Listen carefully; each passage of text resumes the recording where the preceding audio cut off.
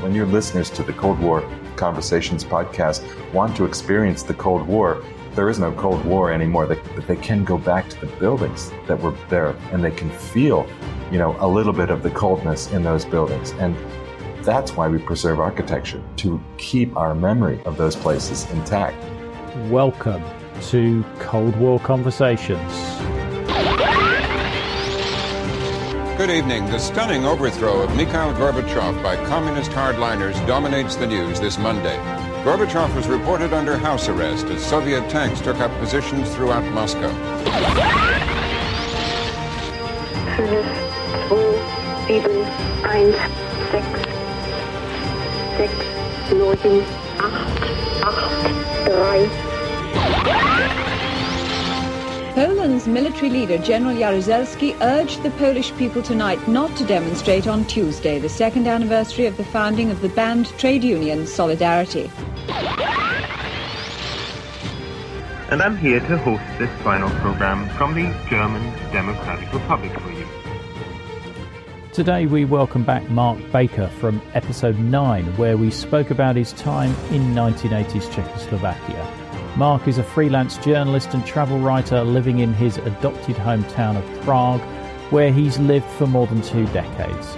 Mark seeks out communist architecture in his hometown and further afield, and is the ideal candidate to discuss the question, why preserve communist architecture? Did you know that you can really help the podcast by leaving reviews in iTunes or with your favourite podcast provider? It really helps us get new guests on the show and publicise the podcast. If you'd like to support us, then head over to coldwarconversations.com and click on the Support the Podcast menu option to learn more. Thank you so much to all our fans that are supporting us. It is really appreciated. Now, back to today's episode. We welcome back Mark Baker.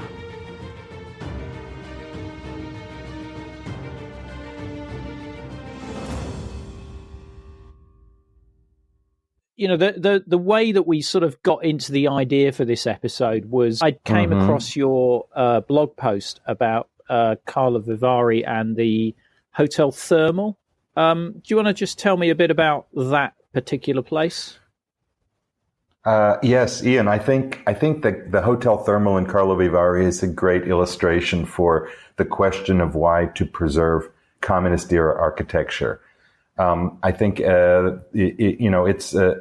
seen the photos from the blog post probably. It's a building that obviously does not fit architecturally with the rest of Karlovy Vary.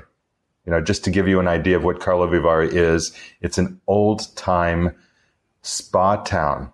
Most of the architecture dates from the 19th century. So, if you can picture very elegant wrought iron and woodworking that makes a very harmonious spa, the kind of place that you would take an afternoon stroll, buy some of those wafers on the street. Karlovy Vary has this famous kind of cookie that you buy on the street, sipping from your porcelain mug of sulfuric acid. Basically, that's what it tastes like, in the hopes of taking the cure and thinking about all of the luminaries that have visited Karlovy Vary in the past. So, we're talking about Russian czars, Goethe, Karl Marx was a visitor in Karlovy Vary.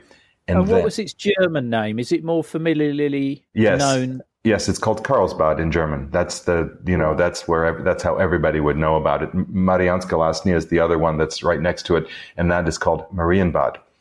Which is much better known in English by their German names. But anyway, so along comes, the architectural planners, the Communist Party overlords of that town in the 1960s, and they have a very successful international film festival, still going on, by the way, and still it gets better and better every year.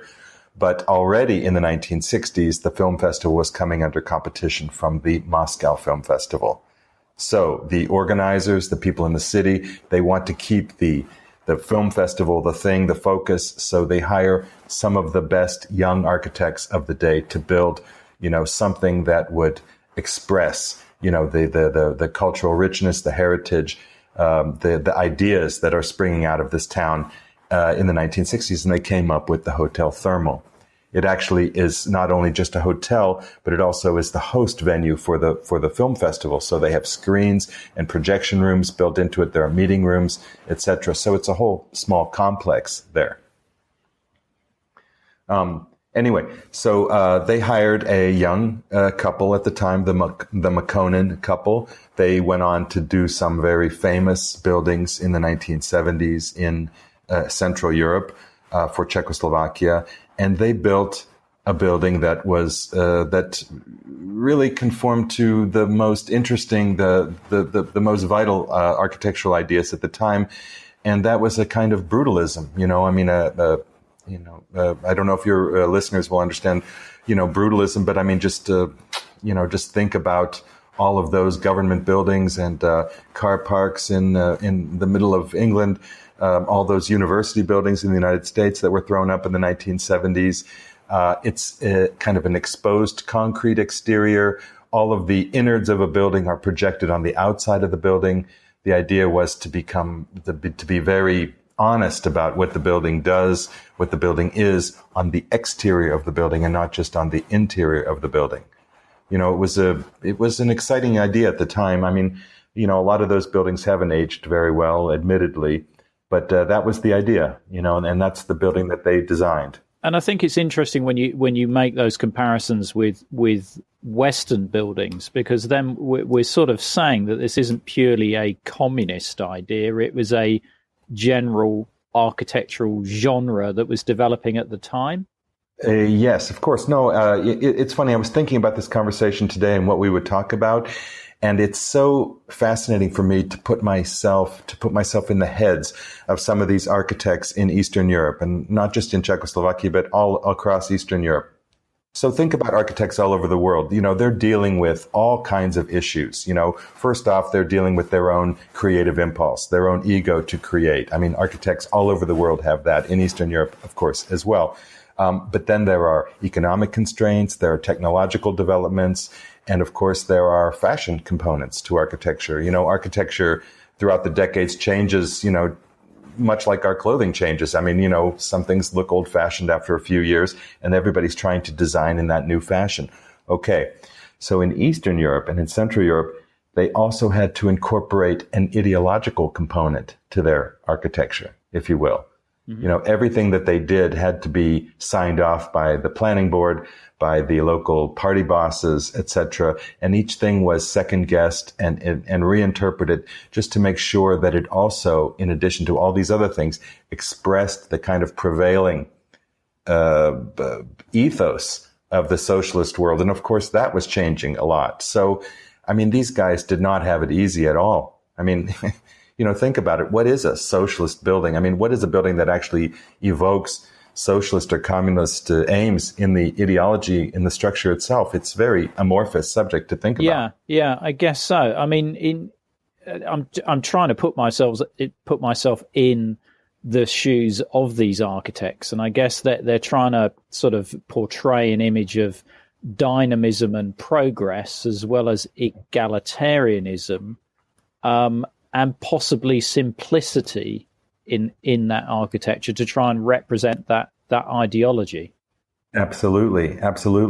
Well, okay. Let's talk a little bit about communist architecture and how the fashions evolved over the decades, and then try to discuss how architects would kind of fit their personal image into these various periods, if you will. Yeah. Okay, so I think you can divide communist architecture into 4 or 5 different phases, and it really evolved in the decades after World War II, in Central and Eastern Europe.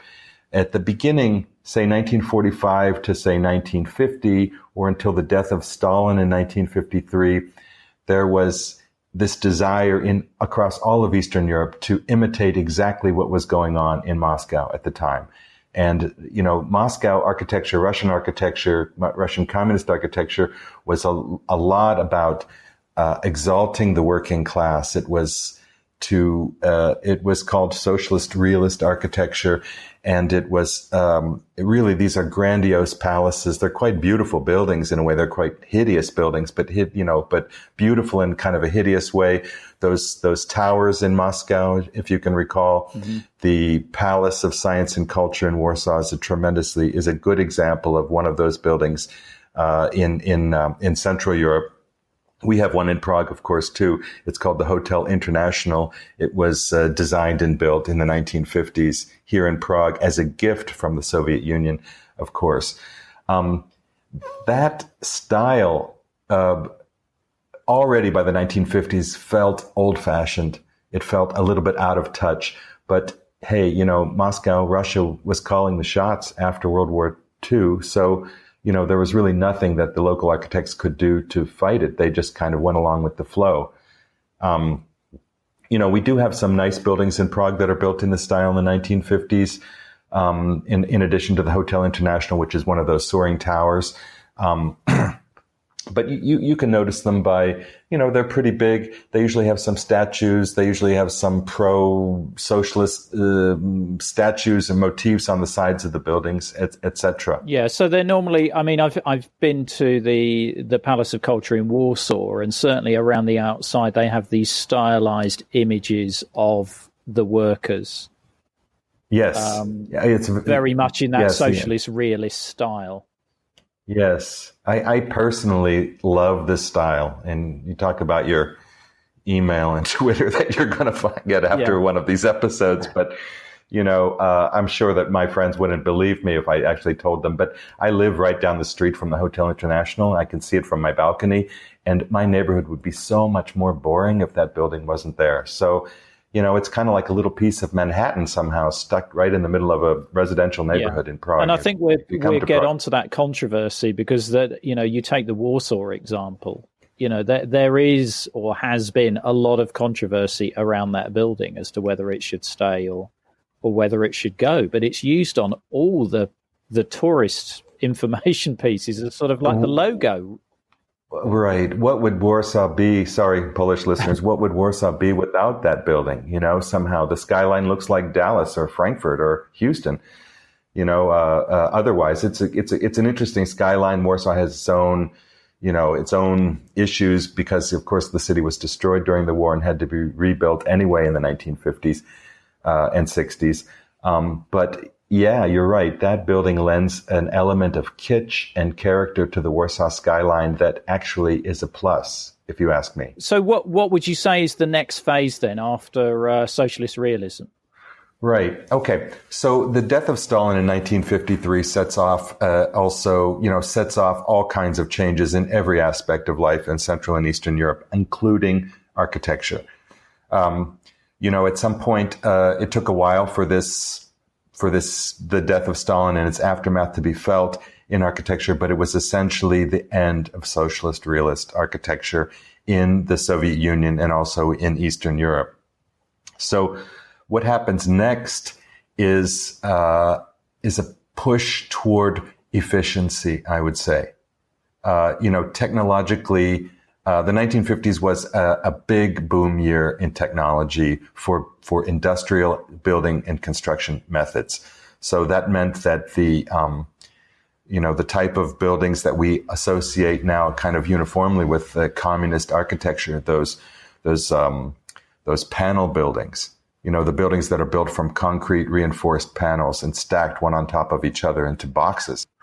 Yeah, prefabricated building technology really took off in the 1950s. So all around Central and Eastern Europe, you see experimentation in trying to build mass housing projects that are built straight from designs of panels, reinforced concrete panels built one on top of each other into boxes.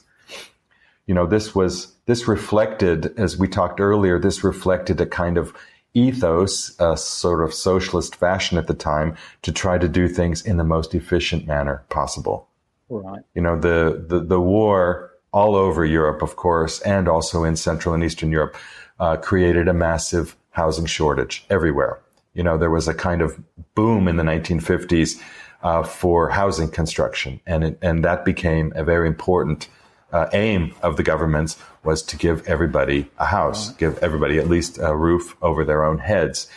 And the way to do this the most efficiently and the most cheaply, you have to say, is to rely on these kind of mass construction prefabricated methods.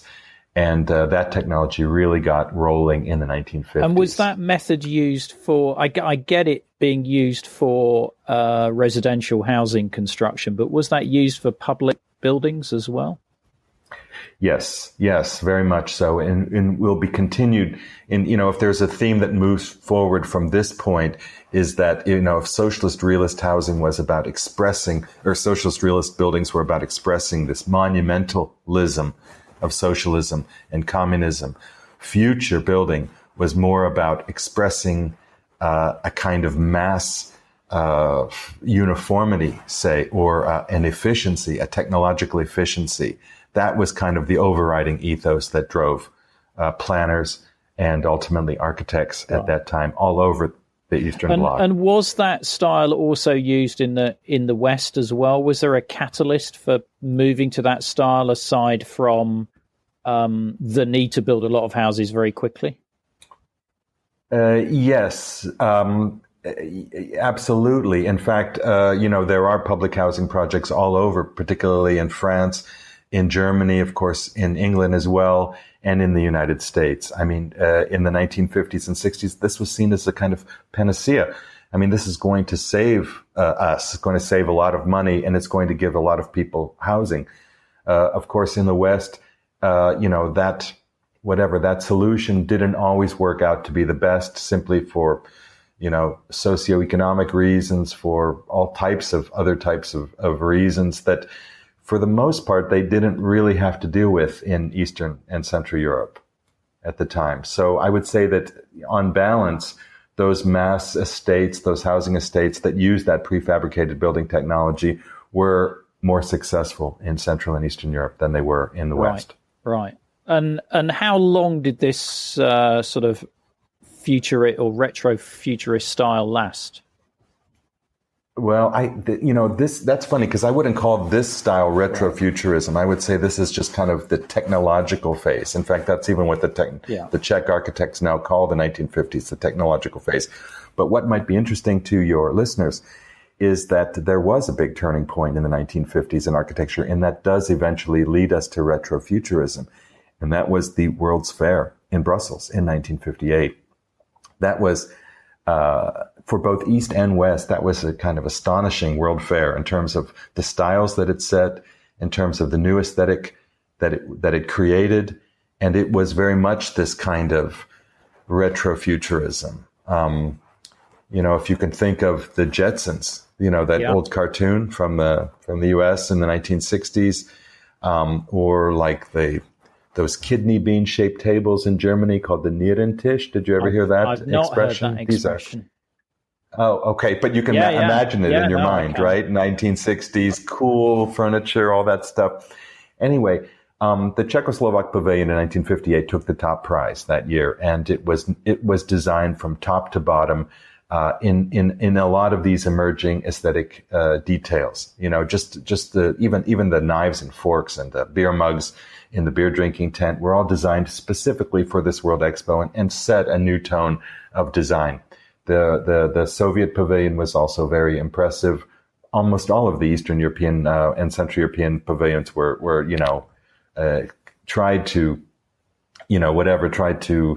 anticipate these new aesthetic design changes that were coming. And it's no exaggeration to say that 1958, it really set the tone for the next decade, all the way till the Warsaw Pact invasion in 1968. Everybody was racing to build, how to describe it, kind of an optimistic look at the future about how it was going to be, to add conscious design elements that were built on geometric forms, to incorporate new materials, not just prefabricated concrete, but also a bit of glass, a bit of plastic, a bit of, all kinds of different materials that were being developed. And is this where all these amazing sort of I've seen photos of these bus shelters in the Soviet Union and stuff like that. Is that during that period where, Yes.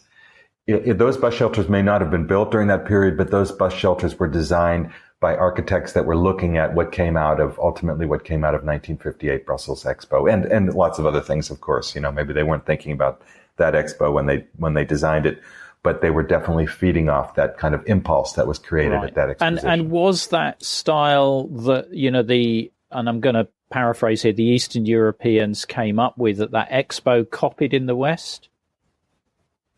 It was all borrowed and copied, I think. I don't even know if this was a uniquely Eastern or Central European phenomenon.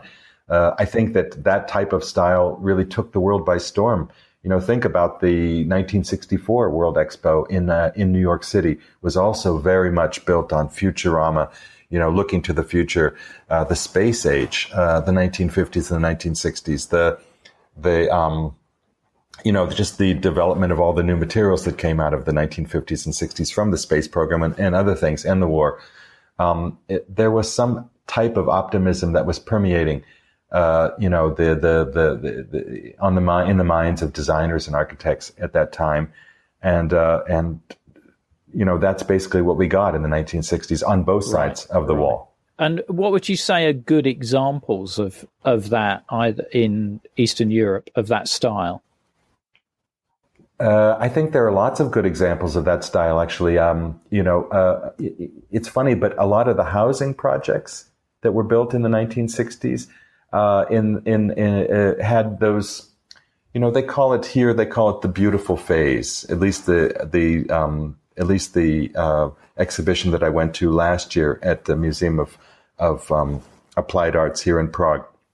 So you had those. You had those housing projects that were built, like we said, but in the middle of the housing project, there might be a kind of curve of the, hard to describe, but maybe some of the roofs. There were little statues, very futuristic looking statues. Maybe it was just a flower or some other kind of decorative element. Maybe that Alexander Tower in Berlin, the that TV big thing tower with the ball on top of it. Yes. Okay. Yes. I don't know if that's a good example, but it's an excellent. It's really an excellent I think question. it probably is a good example because it is that futurist style and a style that had never been seen before. And for East Germany, they wanted to use it as almost like a lighthouse to show the superiority of socialism. Yes, there's a folly aspect to that kind of architecture, and there's also a kind of ideological aspect to the architecture. I mean, when you look at those buildings back then, now they look a little bit anachronistic and even a little bit kitschy. But back then, if you would look at that type of building, you would think, that's what the future is going to look like. And that's the future that we're building here under socialism. Yeah, and that would have been the subtext and the message that they wanted to underline there. Absolutely. And it was important to do that. And of course, there was a lot of national pride when these countries would win these international awards, etc. Actually, I did think of a good example of one of these Jetson-style buildings that probably your readers will not know about, but there's a small town in the eastern part of the Czech Republic in Silesia. It's called Havířov, and they built a train station there in the 1960s. That Havířov was one of those buildings that was created. That was one of these cities that was created after World War II. Mm-hmm. It was a mining town, and it was many of the buildings are built with this kind of socialist realist housing at the beginning. They were built in the early 50s. The worker housing there is kind of majestic. You might say now it's a bit run down. It doesn't look so nice, but at the time it was like, wow, these are miners and they're living in palaces. And to fit the grandiose ideas of the town at that time, of course, fashions had moved on. We weren't building socialist realist anymore, but we're going to build one of these retro futuristic train stations for our town. And if you look at it and take a step outside, it looks a lot like one of those 1950s, transistor radios, or maybe a Zenith television set with the curves and stuff like that. If you go inside, it's a very light interior. There's a huge wall of windows on the front. the materials that they used. I mean, it's a very futuristic rendition of a train station that was built in the 1960s. It's cool. I went there last year. I couldn't believe my eyes, and it fits very well in the debate that we're having today about preserving the architecture or not, because many people look at that architecture in the town and say, that was built by the communists. It must be bad. So we're going to knock it down and forget about that whole period. It never existed. But I look at that, I'm not affected emotionally, mentally, I don't have memories of living under communism. I look at that and I think what an exquisite example of the type of architecture that they wanted to build and they wanted to say with the buildings from that time, and it should be preserved. It's interesting wanting to eradicate that period of history as a permanent memory. I mean, the example I sort of find weird is, in Berlin, for example, the Reich Air Ministry from World War II, from the Nazi era, that was built by Speer, I think, is still used. And it was used by the East German government as a government building. Although it was probably nearer to the socialist realist style, minus obviously the Nazi decorations around it. So it was probably a reasonable fit. Right. But it's sort of wanting to eradicate that recent history from memory is it's a constant issue that comes up throughout the world, I think. Right. And on the flip side of that is also not wanting to advocate too strongly to preserve it. Yeah. In a sense, if you know what I mean. It's like, it's not just an eradication thing. It's also, look, I don't want to go out there and say that I think it's worth preserving somehow, really sticking your neck out a lot. I think a lot of the old Nazi buildings in Germany are kind of falling down. There isn't a let's restore this, movement really. I mean, there probably is, but it's not very strong or vocal and as far as I know. It's accepting the architecture for the beauty of it. And obviously beauty is in the eye of the beholder, to use a cliche term. And, some people will view it as a beautiful building, others, will not. One question I wanted to ask you is in East Germany, and as you can tell, that's probably more my area of speciality, they did used to use quite a lot of stained glass. Was that a trend also in Czechoslovakia and other areas of Eastern Europe? Absolutely. It was one of those materials that was sort of resurrected in the retrofuturistic 60s. They were experimenting with different types of materials. They used a lot of ceramics on the sides of buildings back then. They used a lot of stained glass. They used a lot of blown glass, colored glass, tiles. A lot of this, obviously, there's a nationalist component. I mean, not a nationalist component, but I mean, there's a national component to all of this because, at least in Czechoslovakia, there was a thriving, well, maybe not so thriving, but there was a traditional glass-making industry. And there were glass-making artists still around in the 1960s.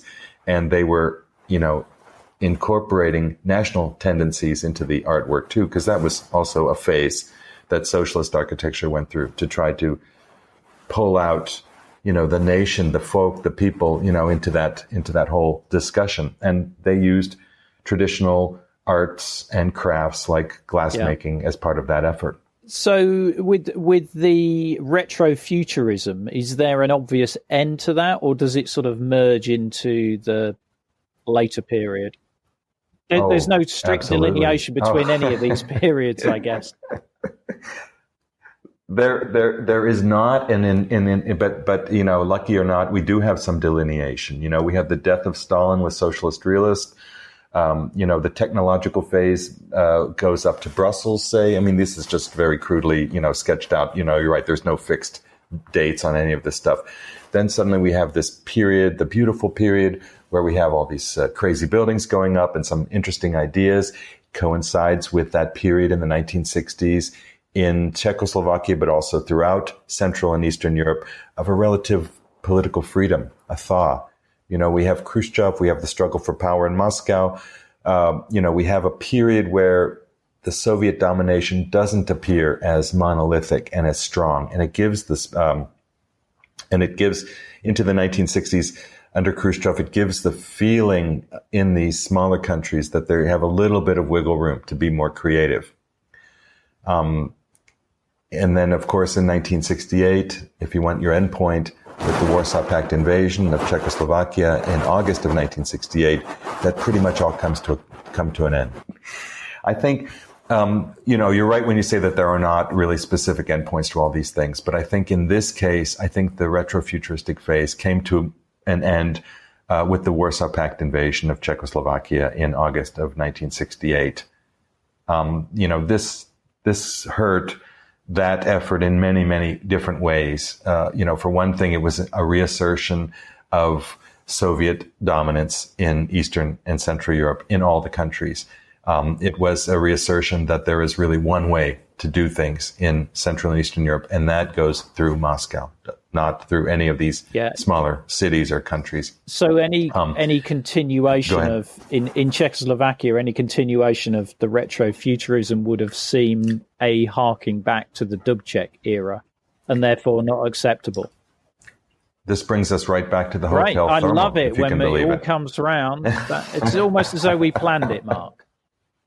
Exactly, didn't we? The Hotel Thermal was designed in the 1960s. It was designed on the drawing board in 1964 and 1965. The couple that designed it, the Makonnen couple, they were working among that. They felt the freedom to actually borrow from the West. That's why it's so strongly brutalist. You couldn't, before that, you couldn't have, in Czechoslovakia, you couldn't have actually consciously adopted views, architectural points of view from the West. So obviously, in a sense, but they had that freedom. And then in 1968, we have all those changes. We have the Warsaw Pact invasion. Many of the artists and many of the designers that helped to build and to help to furnish the Hotel Thermal were later kicked out of the party. Were found on the wrong side of that debate. In 1968, they were among the losers. And somehow the whole project, I wouldn't say was discredited, but it certainly was altered in a sense.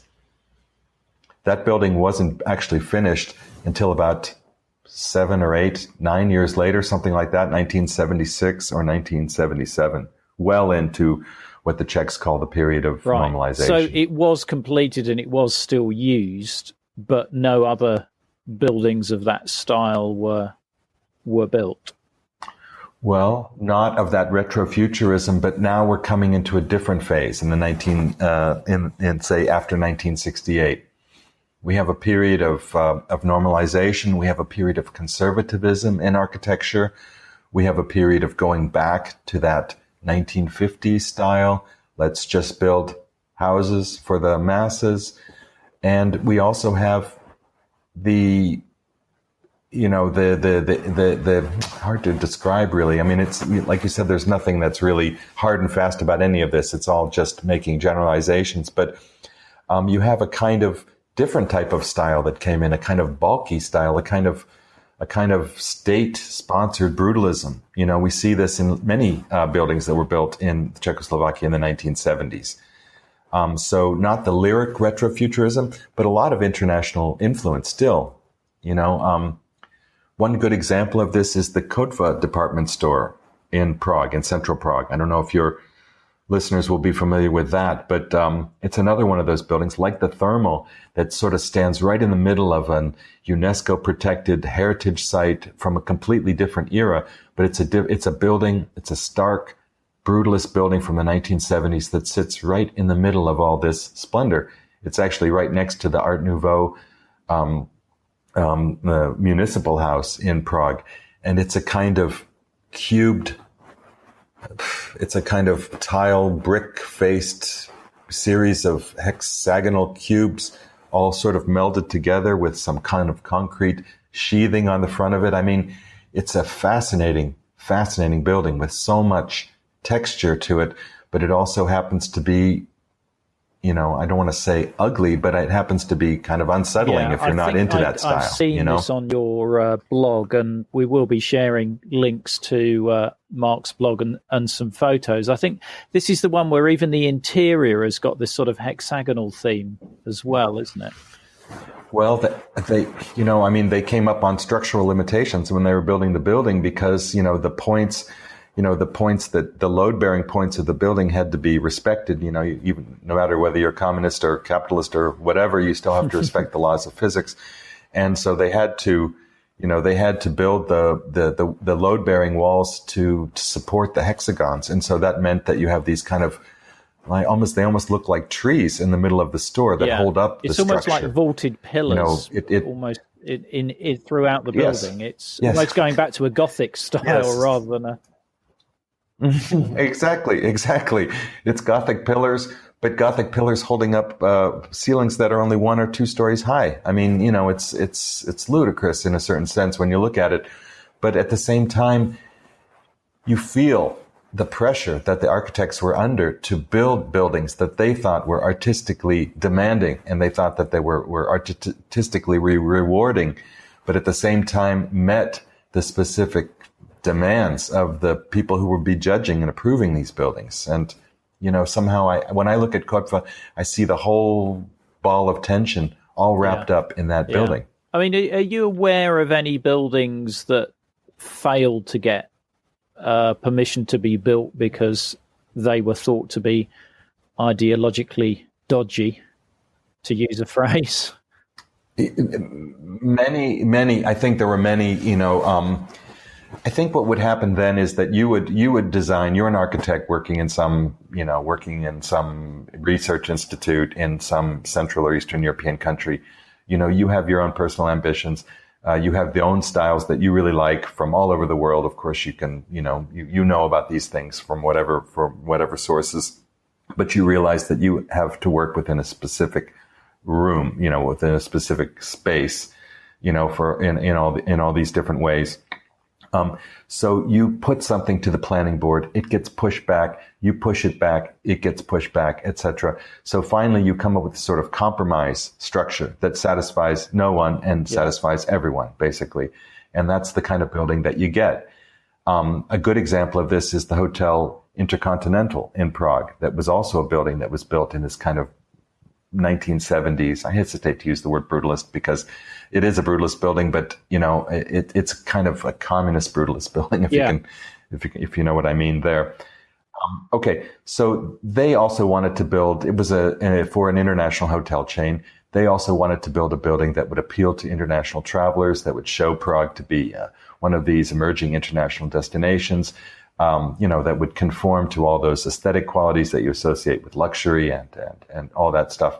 And so they built a building. It was basically in the brutalist style. It's, it's several stories high, concrete thing. The exposed concrete is on the outside. It has it looks almost upside down from a certain perspective. It's got a kind of cantilevered support system that you can take a peek at. Anyway, it looks like one of those buildings that if it was in your own hometown, you'd say, well, let's just knock it down. But at the same time, it expresses that, that sort of compromise mentality that happened. And I actually kind of really like it as a building. Yeah, I think I've stayed there. I think we had a conversation about the Hotel Continental before.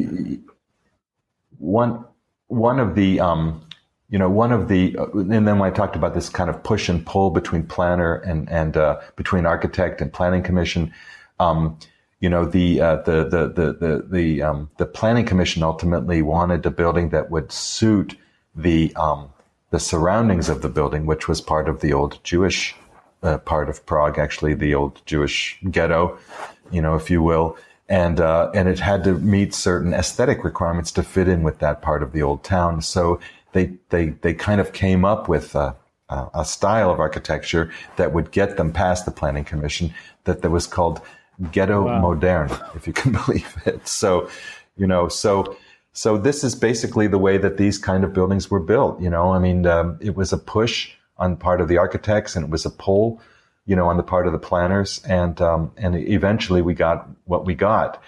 And I think on some level, the buildings are unsatisfying for everybody and maybe kind of lend itself to that let's just tear it down mentality, because maybe the buildings aren't complete works of the vision of the architect, for example, that they do reflect a certain undue influence, maybe by the government or by the ideological constraints that somehow, I don't know, harm the building in some certain way. I mean, I'm just, talking here and not really. Because obviously the one of the most famous sort of communist buildings, let's say, is the Palace of the People in Bucharest.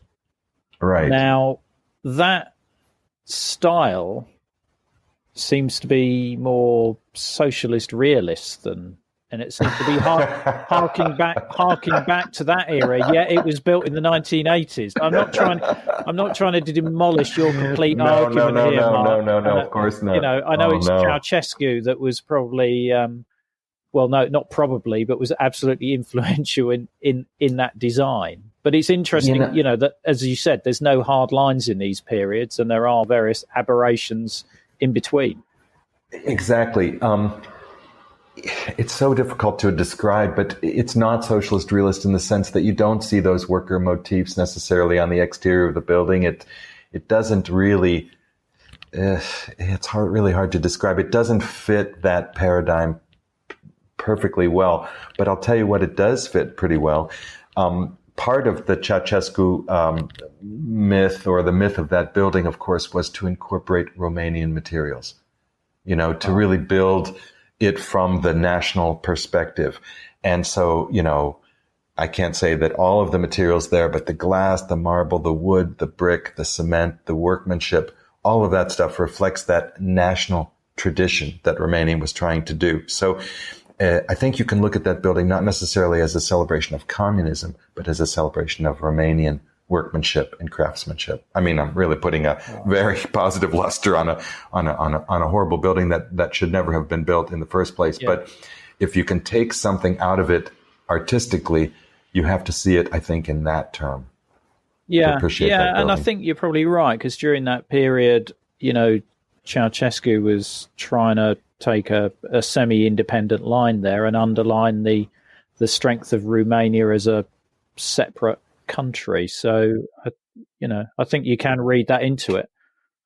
And there was a certain amount of wiggle room. We didn't really talk too much about all the phases that socialism went through in all these periods, because, of course, not only is our architecture changing, is technology changing, but also what it means to be socialist, or not necessarily what it means, but say what are the overarching kind of ideological aims in socialism were changing a lot. At some point, you go through an international phase where everything is, all kind of orchestrated all around the world. All the workers unite, and then at other points, it's to give more influence and power to the national tendencies. What it means to be Polish, what it means to be Romanian, what it means to be Czechoslovak. And that was due in a large part to satisfy, political demands in the various countries for autonomy, and reflected the strength and weakness of Moscow. There were so many variables. So, socialism itself was a moving target. Hard for these architects to hit. Sometimes. Yeah. And are there, particular examples which you think are, aside from the ones we've already commented on, are there particularly good examples that you think are more worthy of preservation than others? The question of preservation is really, really a big one. And, I was thinking about this today as we were, thinking about our discussion tonight. And, why do we preserve architecture anyway? I mean, I think it's a really good question. I think that's probably the basic question. When we go to France on a holiday and we walk around all those grand cathedrals that were built 800 years ago, or walk into those castles, and, we admire those insane structures that were built, to reflect, say, the rivalry between the church and the king, that pushed them into building these greater and greater structures just to attract the most attention. We're not visiting France today. We're stepping back into France how it was, 800 years ago or something, and trying to feel that and trying to live that. And to a certain extent, preserving architecture in Eastern Europe, contemporary architecture, is going to help us to solve the same problem. You know, when your listeners to the Cold War Conversations podcast want to experience the Cold War, they can't act. There is no Cold War anymore. They can't actually go to a Cold War, but they can go back to the buildings that were there in the Cold War, and they can feel, a little bit of the coldness in those buildings. And that's why we preserve architecture, to keep our memory of those places intact. So I think the question you want to ask is, what are the buildings that are worth, what are the buildings that really express memory the best, that are worth preserving that way? So as a physical expression of that period of history, or a memory of that period of history. Absolutely. I mean, I think that if we knock down all these buildings, or if we just kind of forget communism ever existed, etc., I think in a generation or two, even before that, we won't really even remember this period that well. It wasn't very long in history. It was a blip in a certain sense, looking forward. So, I think, you have to ask yourself how much of it is worth remembering. And, I think you think that a lot of it is worth remembering. It's, it was just a fascinating, amazing period in history, probably never to be duplicated again. Well, I think it makes an interesting period for me, because it was influenced by ideology, whereas almost every other period of history is more about religion or nationalism or something else. And this period is relatively unique in terms of its ideological influence. Exactly. Yes. It was very strongly ideological. On some level, of course, it was a geographic power play. It reflected, existing technological conditions at the time, economic forces, etc. There were just many, many different variables that went into it. And architecture helps us to remember and helps us to understand the various phases of that period. I think it would be a terrible mistake to simply say, well, that was a nasty period. We're not going to live through that again. Let's just knock all these hideous buildings down. No, I don't think that's the right way to look at this at all. And I think we see similar problems in the West, for example, where nuclear command centers or places like that, people are wanting to demolish them or not preserve them, or, use them for something else. Whereas they are great in terms of understanding that paranoia and fear that pervaded the world during that period, which, as you say, is almost impossible. Well, you just can't reproduce it now, but there's no better way of telling a story than going to the physical place where some of it happened. Exactly. And I think that part of the fun of architecture is, not just whether the buildings are pretty or not. I mean, I think that's a pretty banal way to look at a building, actually. I mean, I understand it. Obviously, we want to be surrounded by things that we like and are attractive. But buildings tell a story. They really tell they tell an amazing story about, just to go back to that Hotel Thermal again. Okay.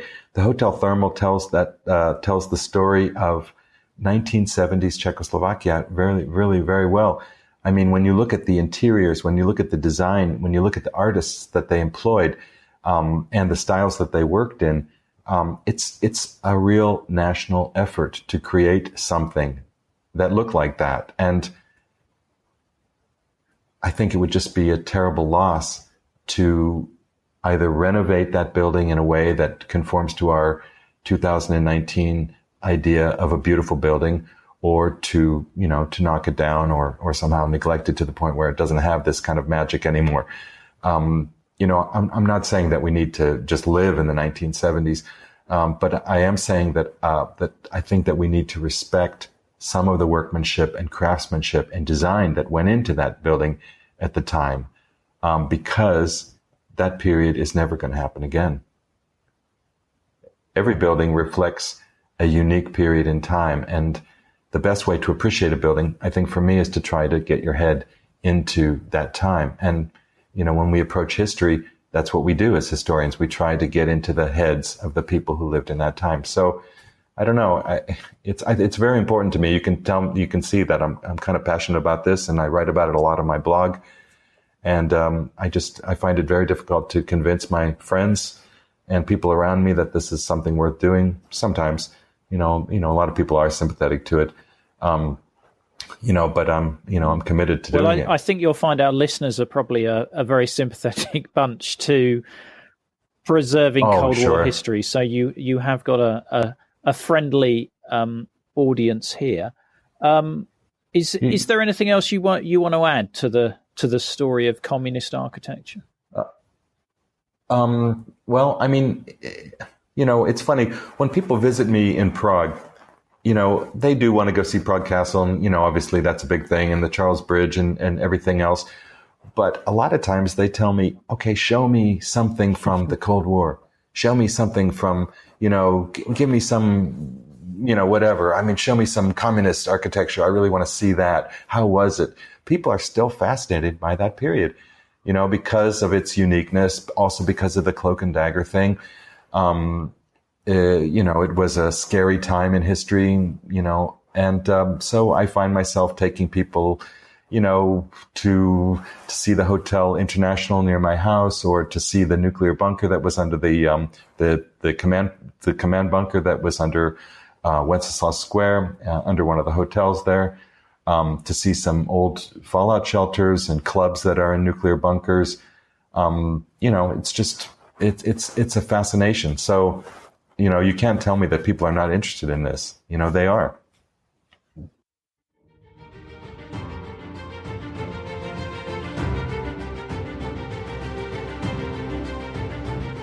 Well, that's it for today's episode, but don't forget to visit the show notes at coldwarconversations.com, where there's links, videos, and details of some books to help you find out more about today's episode. If you can't wait for our next episode, do visit our Facebook discussion group, where our guests and listeners, just like you, continue the Cold War conversation. Just go to coldwarconversations.com and click on the Join the Conversation option. Thank you very much for listening. It is really appreciated. Goodbye.